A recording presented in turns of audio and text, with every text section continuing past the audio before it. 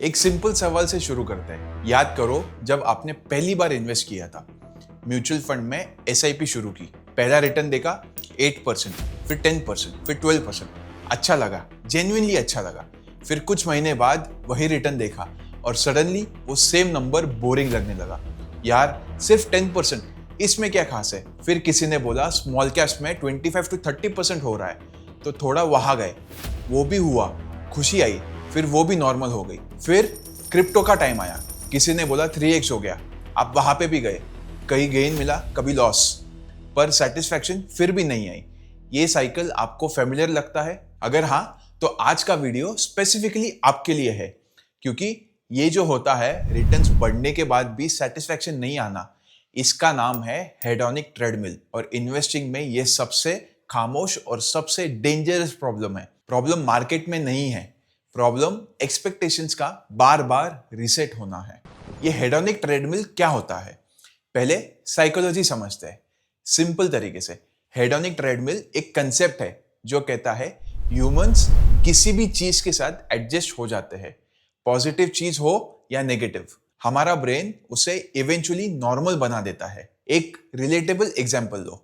याद करो जब पहली बार सैलरी मिली थी, पहला प्रॉपर जॉब, पहला पे चेक, वो फीलिंग क्या थी? एक्साइटमेंट थी, लगता था ये पैसा काफी है, सब कुछ हो जाएगा। 6 महीने बाद नॉर्मल हो गया, कंफर्टेबल हो गया, अब थोड़ा और चाहिए। प्रमोशन मिली, सैलरी बढ़ती है, पहले महीने खुशी, तीसरे महीने ये तो नॉर्मल है। नया फोन लिया, पहले हफ्ते आपको मस्त लगा, फिर कुछ महीनों के बाद बस आपको ऐसा लगा ये तो नॉर्मल फोन है। ये ह्यूमन ब्रेन का डिफॉल्ट सेटिंग है। कोई भी पॉजिटिव चेंज हैप्पीनेस लाता है, बट टेम्परेरी। फिर वो हैप्पीनेस फेड हो जाती है और हम उसी जगह वापस आ जाते हैं। थोड़ा और चाहिए। ट्रेडमिल इसलिए कहते हैं क्योंकि आप चलते रहते हो लेकिन सेम जगह रहते हो। स्पीड बढ़ाओ, थोड़ी देर के बाद फिर वही सेम जगह। इन्वेस्टिंग में यही होता है। अब इसको डायरेक्ट इन्वेस्टिंग पे अप्लाई करते हैं, क्योंकि यहाँ ये पैटर्न बहुत क्लियरली दिखता है। जब कोई पहली बार इन्वेस्ट करता है और 8 to 10% एनुअल रिटर्न मिलता है, वो जेन्युइनली खुश होता है। एफडी से बेटर है, कुछ तो हो रहा है। फिर थोड़े टाइम बाद वही 8 to 10% बोरिंग लगता है। यार इन्फ्लेशन के बाद क्या बचा रहा है? तो 12 से 14% का टारगेट बनता है। लार्ज कैप फंड से मिड कैप फंड्स की तरह शिफ्ट होते हैं, वो भी मिलता है। 1 साल 2 साल खुशी आती है, फिर कोई बोलता है स्मॉल कैप्स में 20-25% रिटर्न मिलते हैं।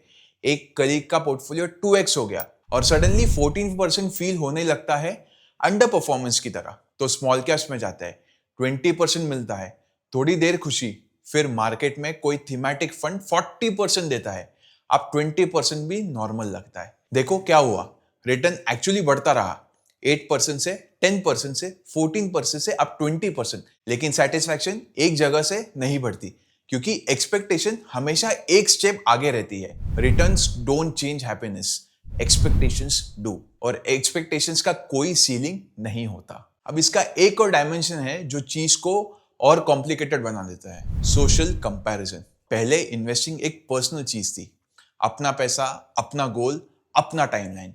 लेकिन आज इंस्टाग्राम पे कोई बोल रहा है मैंने क्रिप्टो में 5x किया, लिंक्डइन पे कोई पोस्ट कर रहा है मेरा पोर्टफोलियो ऑल टाइम हाई पे है, व्हाट्सएप ग्रुप में कोई शेयर के टिप्स भेज रहा है जो 3 दिन में 30% ऊपर गया, और आप वहां बैठे हो अपने एसआईपी के साथ जो पिछले 6 महीने में सिर्फ 11% रिटर्न दिया है।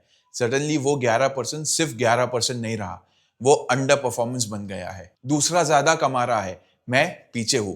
ये कंपैरिजन लूप बहुत पावरफुल है, क्योंकि वेल्थ सिर्फ एब्सोल्यूट रिटर्न्स में फील नहीं होता, वेल्थ रिलेटिवली फील होता है। एक सिंपल एग्जांपल, अगर आपका पोर्टफोलियो 15% बढ़ा पर आपके सारे दोस्त का पोर्टफोलियो 25% बढ़ा, आप रिच फील करोगे? नहीं, आप पीछे फील करोगे, इवन दो आपका पैसा एक्चुअली बढ़ रहा है। और ये जो रिलेटिविटी है ये कभी खत्म नहीं होती, क्योंकि हमेशा कोई ना कोई ज्यादा रिटर्न्स के पीछे भाग रहा है, कोई ना कोई बेटर परफॉर्मिंग एसेट होगा, कोई ना कोई सक्सेस स्टोरी होगी जो आपको लग रहा है आप मिस कर रहे हो। सोशल कंपैरिजन इन्वेस्टिंग को एक रेस बना देता है जिसका फिनिश लाइन कभी नहीं आता। अब देखते हैं कि ये हेडोनिक ट्रेडमिल और सोशल कंपैरिजन प्रैक्टिकली आपके पोर्टफोलियो के साथ क्या करता है। पहला, कांस्टेंट डिससैटिस्फैक्शन। कोई भी रिटर्न अच्छा नहीं लगता, 10% बोरिंग, 15% ओके एंड 20% तो होना ही चाहिए। इन्वेस्टर कभी सेटल्ड फील नहीं करता अपनी स्ट्रैटेजी से। दूसरा, पोर्टफोलियो स्विचिंग। आज लार्ज कैप्स में, कल स्मॉल कैप्स में, फिर परसों थीमेटिक फंड या फिर क्रिप्टो में, फिर वापस। हर स्विच एक नई एक्सपेक्टेशंस के साथ होती है और हर स्विच पे ट्रांजैक्शन कॉस्ट, टैक्स इम्प्लीकेशंस और मोस्ट इंपॉर्टेंटली कंपाउंडिंग टूटी जाती है। तीसरा चीज है, रिस्क ग्रेजुअली बढ़ता जाता है। स्टार्टिंग में डाइवर्सिफाइड पोर्टफोलियो था, फिर ज्यादा रिटर्न्स के लिए कॉन्सेंट्रेशन बढ़ती गई। एक सेक्टर, एक थीम, एक स्टॉक, क्योंकि वही तो 40% दे रहा है। रिस्क बढ़ा पर इन्वेस्टर फील करता है वो स्मार्टर हो रहा है। चौथा, नेक्स्ट बिग थिंग का चक्कर। हर कुछ महीने में एक नया नैरेटिव आता है। EV stocks, green energy, AI companies, defence sector, और इन्वेस्टर हर बार नई ट्रेन में चढ़ रहा है। टिपिकली तब जब वो ट्रेन ऑलरेडी बहुत आगे जा चुकी है। ये सब मिलके एक चीज करते हैं, एक्चुअल वेल्थ क्रिएशन रोकना। रिटर्न्स मिल रहे हैं सिस्टम्स में, पर इन्वेस्टर के हाथ में नहीं आ रहा है क्योंकि वो कभी टिकता ही नहीं। एक कंसेप्ट है जिसने बिहेवियर गैप कहते हैं, और ये इस पूरी बात का सबसे पावरफुल इलस्ट्रेशन है। बिहेवियर गैप का मतलब है एक फंड जो एक्चुअल डिलीवर करता है और वही फंड में इन्वेस्ट करने वाले इन्वेस्टर्स का एक्चुअल रिटर्न, इन दोनों के बीच का फर्क। ये फर्क पॉजिटिव नहीं होता, हमेशा नेगेटिव होता है। मतलब फंड ज्यादा रिटर्न्स देता है, इन्वेस्टर कम रिटर्न्स पाता है। क्यों? क्योंकि इन्वेस्टर सही टाइम पे इन्वेस्ट नहीं करता, रैली के बाद एंटर करता है, करेक्शन पे एग्जिट करता है, दोबारा रैली होने के बाद वापस आता है, फिर से करेक्शन पे निकल जाता है। एक प्रैक्टिकल एग्जांपल देखो। मान लो एक मिड कैप फंड ने 5 साल में 18% CAGR दिया। इंप्रेसिव नंबर है, लेकिन अगर आप उस फंड के एवरेज इन्वेस्टर का एक्चुअल रिटर्न देखो तो वो शायद 11 to 12% होगा। क्यों? क्योंकि मेजॉरिटी इन्वेस्टर्स तब आए जब फंड ऑलरेडी परफॉर्म कर चुका था, और तब निकले जब फंड ने थोड़ा करेक्ट किया। ये बिहेवियर गैप, ये हेडोनिक ट्रेडमिल की वजह से क्रिएट होता है। हर बार जब रिटर्न एक्सपेक्टेशन से कम लगा, आप एग्जिट कर लेते हो। हर बार जब कोई और एसेट ज्यादा परफॉर्म करने लगा, आप स्विच कर लेते हो। हर बार जब सोशल कंपैरिजन ने अनकंफर्टेबल फील करवाया, आप रिएक्शन देते हो, और ये रिएक्शंस मिलके एक्चुअल कंपाउंडिंग से इन्वेस्टर को दूर रखते हैं। तो अब एक स्टेप पीछे लेते हैं और चीज को डिफरेंटली देखते हैं। वेल्थ क्रिएशन का गोल क्या है एक्चुअली? अगर ऑनेस्टली सोचो तो गोल ये है कि टाइम के साथ आपका पैसा मीनिंगफुल तरीके से बढ़ना चाहिए, ताकि आपको फाइनेंशियल सिक्योरिटी मिले, गोल्स अचीव हो जाए, लाइफ के कुछ डिसीजन पैसे की वजह से कंस्ट्रेन ना हो। क्या इसके लिए हर साल हाईएस्ट रिटर्निंग एसेट में होना जरूरी है? नहीं। क्या इसके लिए 40% रिटर्न जरूरी है? नहीं। क्या इसके लिए कंसिस्टेंटली, पेशेंटली, डिसिप्लिन तरीके से इन्वेस्टेड रहना जरूरी है? हाँ। Wealth is not built by peak returns, wealth is built by consistent behaviour over long time. एक इन्वेस्टर जो 15% कंसिस्टेंटली 15 साल ले, वो इन्वेस्टर जो 8% और 25% अल्टरनेट करता है, इन दोनों का कंपैरिजन करो। 15% कंसिस्टेंट वाला टिपिकली बेटर ऑफ होगा, क्योंकि उसकी कंपाउंडिंग कभी नहीं टूटी, क्योंकि उसने अननेसेसरी रिस्क नहीं लिया, क्योंकि वो इन्वेस्टेड रहा जब मार्केट बोरिंग था।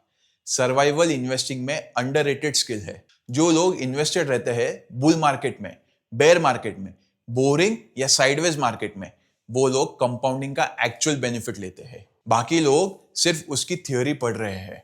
तो आपको क्या करना चाहिए? तो प्रैक्टिकली आपको पहली चीज इनफ डिफाइन करना चाहिए। ये सबसे इंपॉर्टेंट स्टेप है। अपने एक्चुअल फाइनेंशियल गोल्स लिखो। रिटायरमेंट के लिए कितना चाहिए, घर के लिए कितना चाहिए, इमरजेंसी फंड कितना चाहिए। इन नंबर के अगेंस्ट आपका करंट ट्रांजैक्टरी कहाँ ले जा रहा है। अगर आप राइट ट्रैक पे हो तो 12% रिटर्न्स इनफ है, इससे ज्यादा चेज करने की जरूरत नहीं है। दूसरी चीज, कंपैरिजन लूप से डेलिबरेटली बाहर निकलो। किसी और का पोर्टफोलियो आपकी बेंचमार्क नहीं है, किसी की क्रिप्टो गेन्स आपकी बेंचमार्क नहीं है। आपकी बेंचमार्क आपका ओन गोल है, आपका ओन टाइमलाइन है। जब भी कंपैरिजन शुरू हो, कॉन्शियसली अपने नंबर्स पे वापस आओ। तीसरी चीज, प्रोसेस पे फोकस करो, आउटकम के स्पाइक्स पे नहीं। गुड इन्वेस्टिंग प्रोसेस क्या होता है? Regular investment, diversified allocation, low cost, tax efficient, review, पर ओवर चेकिंग कभी नहीं। अगर ये प्रोसेस फॉलो हो रहा है तो रिटर्न्स जो मिलेगा वो लॉन्ग टर्म में मीनिंगफुल होगा। आउटकम्स का स्पाइक एक क्वार्टर में 30%, ये प्रोसेस का रिजल्ट नहीं होता यूजुअली, और ये सस्टेनेबल नहीं होता। चौथी चीज, पोर्टफोलियो चेंजेस के लिए एक रूल बनाओ। कोई भी मेजर एलोकेशन चेंज सिर्फ तब करो जब आपकी लाइफ सिचुएशन चेंज हो। New income, new goal, risk capacity is changed, market noise पे, किसी की टिप पे, या इस फीलिंग पे कि वो एसेट बेटर परफॉर्म कर रहा है, एलोकेशन मत बदलो। एक सिंपल चीज याद रखिए, ट्रेडमिल पे कितनी भी तेज चलो, जगह नहीं बदलती। फास्टर रनिंग सिर्फ एग्जॉशन लाता है।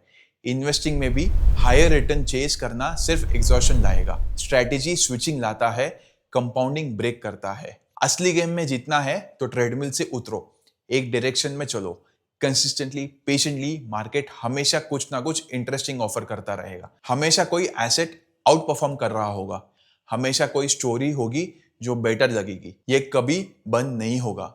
और जो इन्वेस्टर्स ये समझ लेते हैं कि सेटिस्फैक्शन रिटर्न से नहीं, प्रोसेस से आती है, वो लोग ही एक्चुअली लॉन्ग टर्म में वेल्थ क्रिएट करते हैं। बाकी लोग ट्रेडमिल पे चलते रहते हैं। प्रॉब्लम मार्केट में नहीं है, प्रॉब्लम एक्सपेक्टेशंस का रीसेट होना है। और जब तक आप ये नहीं समझोगे, कोई भी रिटर्न इनफ नहीं लगेगा।